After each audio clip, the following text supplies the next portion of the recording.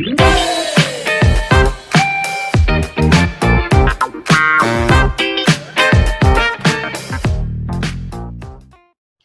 Guys, welcome back to my channel learning पाठशाला।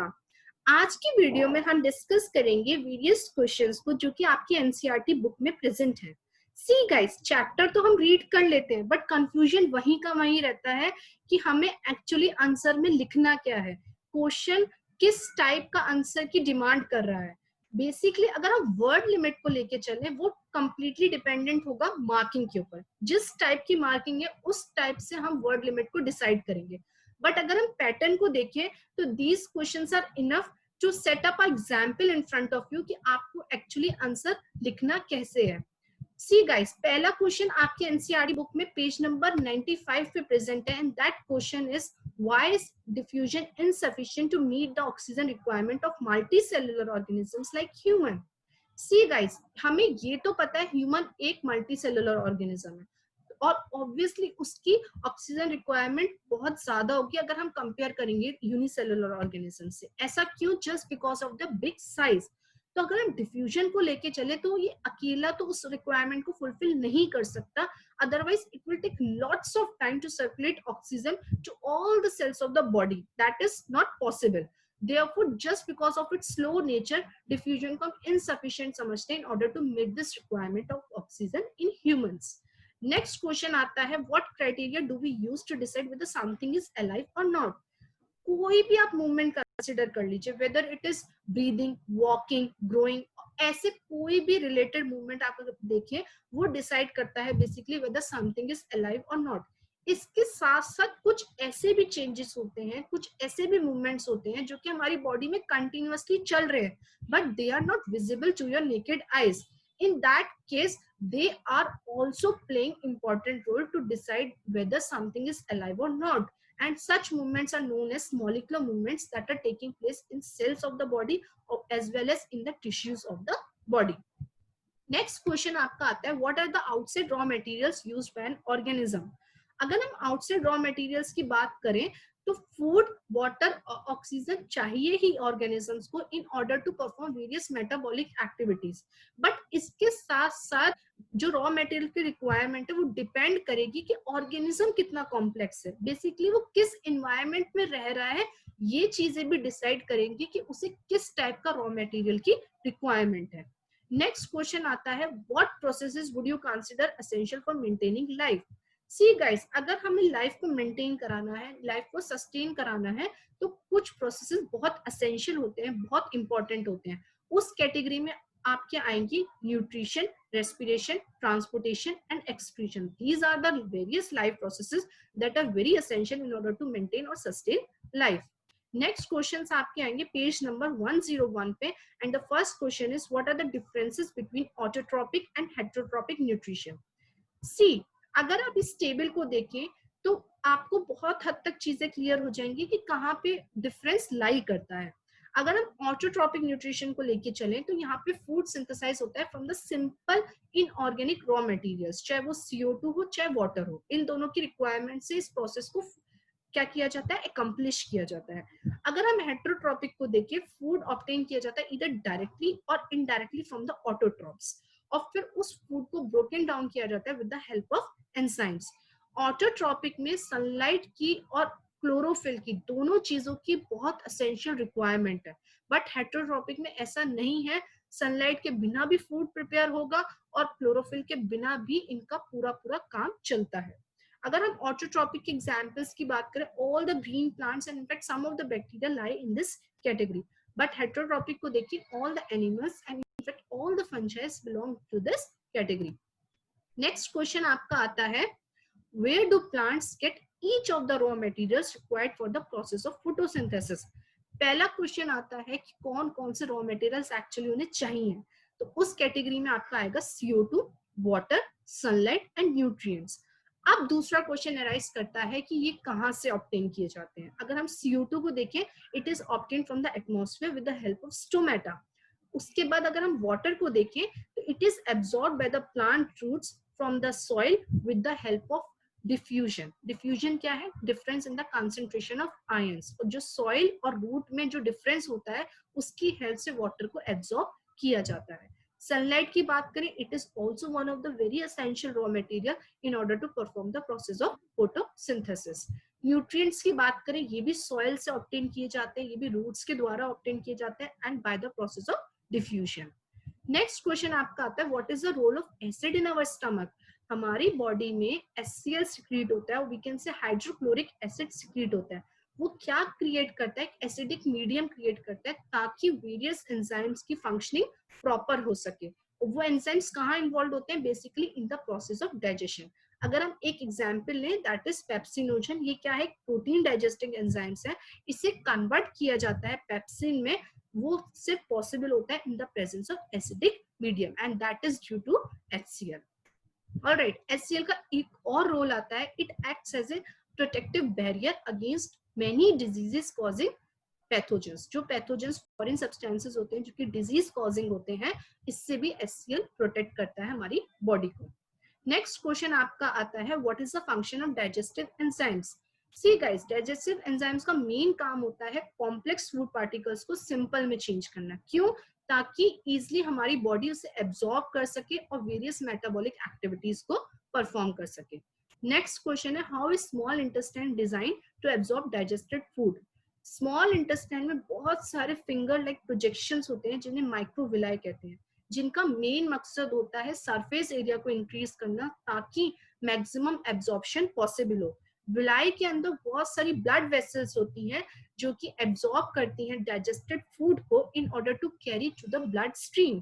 फिर blood finally उसे ट्रांसपोर्ट करता है बेसिकली एब्जॉर्ब फूड को to each cells of the body, each part of the body. Next question आपका आता है पेज नंबर 105 पे and that question is, what advantage over an aquatic organism does a terrestrial organism have with regard to obtaining oxygen for respiration? Alright, terrestrial organism basically land पे रहते हैं, तो वो obviously use करेंगे atmospheric oxygen को for what? For breathing, which is present in abundant quantity. But हम दूसरी side अगर एक्वेटिक ऑर्गेनिजम्स को देखें तो वो ऑक्सीजन यूज करते हैं that is already dissolved in the water and that is present in very limited quantity as compare to atmospheric oxygen. इसीलिए एक्वेटिक ऑर्गेनिजम्स को ब्रीदिंग का रेट बहुत फास्टर रखना पड़ता है ताकि हर एक सेल तक ऑक्सीजन की रिक्वायरमेंट को फुलफिल करा सके, which is not so with the terrestrial organism. There the oxygen is present in abundant quantity. Next question आपका आता है, what are the different ways in which glucose is oxidized to provide energy in various organisms? Alright, glucose एक 6 carbon molecule है। सबसे पहले इसे broken down किया जाता है 3 कार्बन मॉलिक्यूल में and that 3 carbon molecule is pyruvate. ये प्रोसेस कहाँ पे होता है? साइटोप्लाज्म में, और इस प्रोसेस को हम कहते हैं ग्लाइकोलिसिस। फिर फर्दर ब्रेक डाउन होगा डिफरेंट ऑर्गेनिज्म में, डिफरेंटली होगा जो कि हमें फिगर से क्लियर होगा। अगर हम पायरुवेट को ईस्ट में देखें that is under the anaerobic condition, तो हमें प्रोडक्ट्स मिलेंगे ethanol, CO2 and energy. But अगर हम ह्यूमन मसल सेल्स में देखें, यहाँ पे भी एनारोबिक रेस्पिरेशन चलेगा और तब बनेगा lactic acid plus energy. But if aerobic respiration is taking place in the cells, in basically mitochondrial cells, तो हमें प्रोडक्ट मिलेगा CO2, water and energy. Alright, next question आपका आता है कि how is oxygen and carbon dioxide transported in human beings? Oxygen और carbon dioxide का ट्रांसपोर्टेशन कैसे होता है ह्यूमन बींग्स में? तो गाइस, ऑक्सीजन और जो कार्बन डाइऑक्साइड है उन्हें बेसिकली ट्रांसपोर्ट किया जाता है with the help of blood stream. कैसे किया जाता है? ऑक्सीजन को तो सेल्स तक पहुंचाया जाता है और कार्बन डाइऑक्साइड को सेल से निकालकर लंग्स तक पहुंचाया जाता है in order to make it purified. अब क्या होता है? बेसिकली जो सारा एक्सचेंज ऑफ गैसेस हो रहा है वो लंग्स में हो रहा है, in that to it is taking place in the alveoli. Alveoli are the basic sites for the exchange of gases. क्या किया जाता है? ऑक्सीजन को एब्जॉर्ब कराया जाता है ब्लड कैपिलरीज में, कहां से? लंग्स की एल्वियोलाई से। फिर क्या होता है? उसे बॉडी पार्ट्स तक पहुंचाया जाता है। फिर बॉडी पार्ट्स से CO2 को एब्जॉर्ब कराया जाता है और लंग्स तक पहुंचाया जाता है from the blood capillaries by the process of diffusion. यानी कि सारा खेल है difference in the concentration of ions. Next question आपका आता है, how are lungs design in human beings to maximize the area for exchange of gases? See guys, ये दोनों क्वेश्चंस बहुत एक दूसरे से रिलेटेड है. अगर ज्यादा मार्क्स के आते हैं तो you can combine both of these answers. Lungs basically क्या है, इंपॉर्टेंट पार्ट है हमारी बॉडी का. जितना भी अगर हम लंग्स के इनसाइड का पैसेज देखें, it is divided into smaller and smaller tubes, यानी कि bronchia and bronchioles, which finally terminate करता है बैलून लाइक स्ट्रक्चर में, जो कि कहलाता है एल्वियोलर. एल्वियोलर क्या है, मेन साइट्स हैं for the exchange of gases. जो वॉल होती है एल्वियोलाई की, उनके पास एक्सटेंसिव एक डीप नेटवर्क होता है द ब्लड वेसल्स. जैसे ही हम ब्रीद इन करते हैं, हमारी रिब्स लिफ्ट हो जाती हैं, डायफ्राम फ्लैट हो जाता है, चेस्ट कैविटी लार्जर हो जाती है, और एयर जो है लंग्स के अंदर पहुंच जाती है, फाइनली एक्सपेंडेड एल्वियोलाई के अंदर पहुंच जाती है. जो ब्लड है वो CO2 को लेके आता है बॉडी पार्ट से और एल्वियोलाई को देता है ताकि एक्सचेंज पॉसिबल हो सके. और जितना भी प्योरिफाइड ब्लड है उसे ब्लड के द्वारा आप various parts of the body तक पहुंचाते हैं. नेक्स्ट क्वेश्चन आपका आता है पेज नंबर 110 पे, and that is what are the components of transport system in human beings and what are the function of these components. अगर हम components की बात करें तो heart, blood and blood vessels are those components which are helpful in transporting various things in human beings. heart का क्या काम होता है, it basically pumps oxygenated blood throughout the whole body और रिसीव करता है डीऑक्सीजनेटेड ब्लड को from the various parts of the body, और कहाँ पे भेजता है, लंग्स पे भेजता है, so that it can get purified. Blood की बात करें, उसका मेन काम है ऑक्सीजन, न्यूट्रिएंट, CO2 और नाइट्रोजनस वेस्ट को ट्रांसपोर्ट कराना. फिर ब्लड वेसल्स को देखें, आर्टरीज और वेन्स को देखें, these are basically carrying the blood to all the body parts. Next question आपका आता है, why is it necessary to separate oxygenated and deoxygenated blood in mammals as well as in birds. Mammals और birds ये warm blooded animals हैं, यानी कि इन्हें अपना एक बॉडी टेम्परेचर कांस्टेंट रखने की आवश्यकता होती है. इसके लिए इन्हें बहुत सारी ऑक्सीजन की रिक्वायरमेंट होती है ताकि ज्यादा से ज्यादा सेलुलर रेस्पिरेशन हो सके, ज्यादा से ज्यादा एनर्जी प्रोड्यूस हो सके और उनका बॉडी टेम्परेचर बैलेंस हो सके या फिर एक कांस्टेंट बॉडी टेम्परेचर मेंटेन हो सके. इसके लिए इट इज वेरी एसेंशियल कि जो प्योर और इम्प्योर ब्लड है वो सेपरेटेड रहे ताकि सर्कुलेटरी सिस्टम एफिशिएंटली वर्क कर सके. नेक्स्ट क्वेश्चन आपका आता है, what are the components of transport system in higher organised plants. तो हम देखेंगे two types of conducting tissues present होते हैं हायर प्लांट्स में, जो कि बेसिकली ट्रांसपोर्टेशन का काम कराते हैं, that is xylem and phloem. इन दोनों का अलग रोल होता है. जाइलम की बात करें तो basically it helps in conducting water and minerals, कहाँ से कहाँ तक, रूट से various parts of the plant तक. अगर हम फ्लोएम की बात करें, it is helpful in transport materials, कहाँ से कहाँ तक, from the leaf to other parts of the plant.